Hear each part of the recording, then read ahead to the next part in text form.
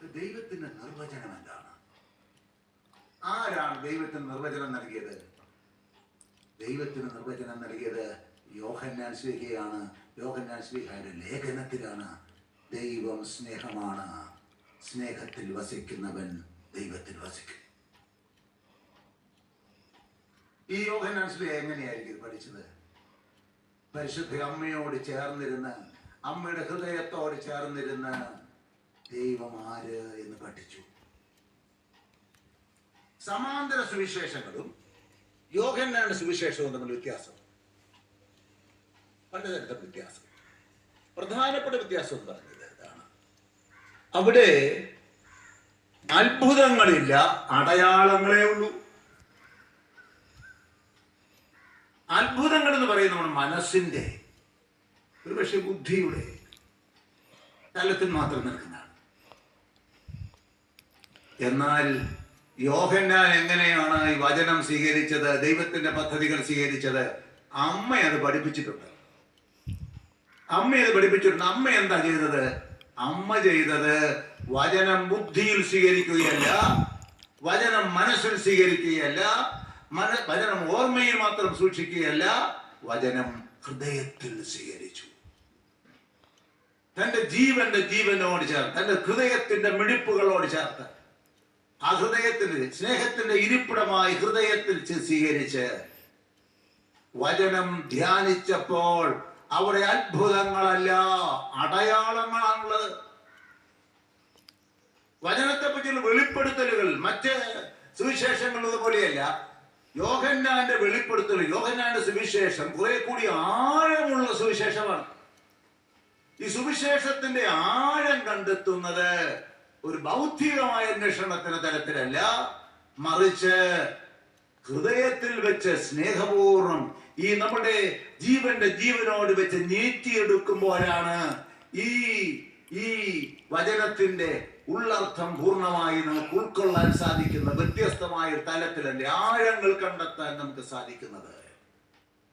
ഇപ്പൊ പ്രാർത്ഥിക്കുന്നത് എന്താണ് പ്രാർത്ഥന?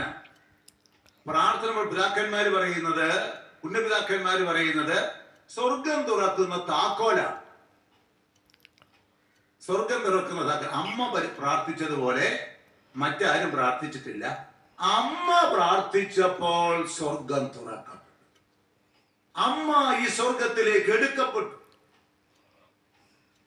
ഈ അമ്മ സ്വർഗത്തിന്റെ രാജ്ഞിയാണ്. എന്നാൽ സ്വർഗം തുറപ്പിക്കാനുള്ള വിദ്യ പരിശുദ്ധ അമ്മയോട് ചേർന്നിരുന്ന് യോഹന്നാനും സ്വീകരിച്ചിട്ടുണ്ട്. വെളിപാട് പുസ്തകത്തിൽ നിന്ന് 1-ാം അധ്യായത്തിൽ നാം കാണുന്നു. വെളിപാട് പുസ്തകം പിന്നെ 11-12 അധ്യായങ്ങളിലൊക്കെ തുറക്കപ്പെടുന്ന സ്വർഗത്തിന്റെ ദർശനങ്ങൾ നമുക്ക് ലഭിക്കുന്നുണ്ട്. ഇത് ഉൾക്കൊള്ളാൻ സാധിക്കുന്നത് സ്വർഗം തുറക്കുന്ന താക്കോൽ യോഹന്നാൻ ശ്ലീഹായിക്ക് എന്താണ്? യോഹന്നാൻ ശ്ലീഹായിക്ക് അവസാനം എന്താണ്? അദ്ദേഹത്തെ ബാക്കി ശിഷ്യന്മാരെല്ലാം രക്തസാക്ഷികളായി തീർന്നു. യോഹന്നാനും ഒരു അർത്ഥത്തിൽ രക്തസാക്ഷി തന്നെയാണ്. ആദ്യം അദ്ദേഹത്തെ വറുത്ത് കൊല്ലാനാണ് വിചാരിച്ചത്. പക്ഷെ തിരിച്ചു മറിച്ചു വിട്ടിട്ട് മരിച്ചില്ല. ഉടനെ എന്താണ് ഈ പ്രായാധിക്യത്തിൽ എത്തിയ യോഹന്നാനെ പ്രസൻ ഐലൻഡിലേക്ക്, പത്മോസ് ദ്വീപിലേക്ക് ഇങ്ങനെ നാടുകടത്തി. അവിടെ എന്താണ്? അനാരോഗ്യം, പ്രായാധിക്യം, രോഗം, വേദനകൾ, ആരും സഹായത്തിനില്ല. ഒറ്റപ്പെടലുള്ള തീവ്രമായ ഒരു അനുഭവം. നമ്മുടെ ആത്മീയത അളക്കപ്പെടുന്നത് അവിടെയാണ്, ഉരകല്ല അവിടെയാണ്. അപ്പോൾ നാം എന്ത് ചെയ്യും? നാം ആശ്വാസത്തിന് വേണ്ടി എവിടേക്ക് പോകുന്നു എന്നുള്ളതാണ്. അല്ലെങ്കിൽ നാം നിരാശപ്പെട്ട് തളർന്നു വീഴേണ്ട ഒരവസ്ഥയിൽ യോഹന്നാൻ എന്ത് ചെയ്തു? തന്റെ ചുറ്റും തനിക്ക് സഹായികളില്ല എന്ന് കണ്ടപ്പോൾ, തന്നോട് ചേർന്ന് നിൽക്കാൻ ആളുകളില്ല എന്ന് കണ്ടപ്പോൾ സ്വർഗം തുറപ്പിച്ച് സ്വർഗം കണ്ടു. അതാണ് സ്വർഗം കണ്ട പിന്നെ ഭൂമി കാണേണ്ട കാര്യമുണ്ട്. അതാണ് സ്വർഗം കാണാത്തത് കൊണ്ടാണ് നമ്മൾ ഈ ഭൂമിയിൽ കണ്ടെത്തുന്നതെല്ലാം വളരെ വിലപ്പെട്ടതാണെന്ന് കരുതി അതിന്റെ പുറകെ ഓടി നടക്കുന്നതാണ്. തങ്കം വിട്ടിട്ട് ഈ തീ കോരി എടുക്കാൻ പോകുന്നത് അതുകൊണ്ടാണ്. അപ്പോൾ ഇവിടെ സ്വർഗം തുറക്കപ്പെട്ട് കണ്ടു കഴിഞ്ഞാൽ പിന്നെ അപ്പോഴാണ് നമുക്ക് മനസ്സിലാകുന്നത് ഈ മനുഷ്യന്റെ മുഖത്തുള്ള തേജസ്. ചിലരുടെ സൗന്ദര്യവും തേജസ്സും കണ്ടത് ഇങ്ങനെ പോകുന്നുണ്ടല്ലോ. അത് തീർച്ചയായും ദൈവത്തിന്റെ പ്രതിച്ഛായകൾ കണ്ടെത്താൻ സാധിക്കും. അല്ലെങ്കിൽ ഈ ലോകത്തിൽ കണ്ടെത്തും സമ്പത്തായാം. ഈ ലോകത്തിൽ നമ്മളൊക്കെ പലതരത്തിലുള്ള ആസക്തികളോ ആർത്തികളോ ഒക്കെ ഉണ്ടാകാം, താല്പര്യങ്ങൾ ഉണ്ടാവാം.